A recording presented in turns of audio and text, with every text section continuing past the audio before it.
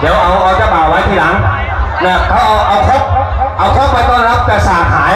บอกเอาข้างหน้าบอกว่านะครับตรงนี้เป็นวิธีการนะครับนะก็เตรียม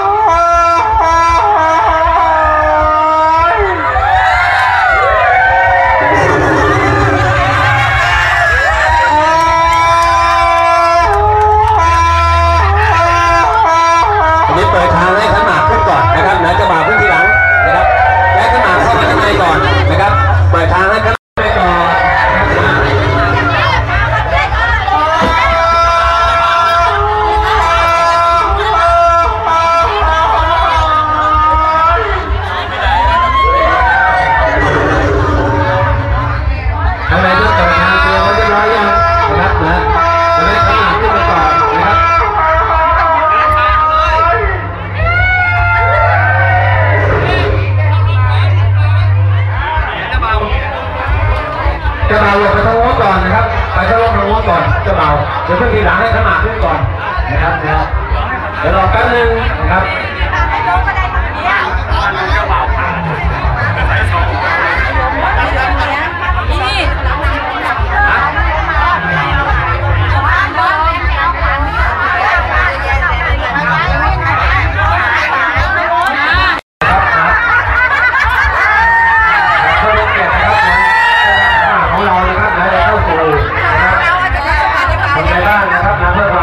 เรียบร้อยนะครับ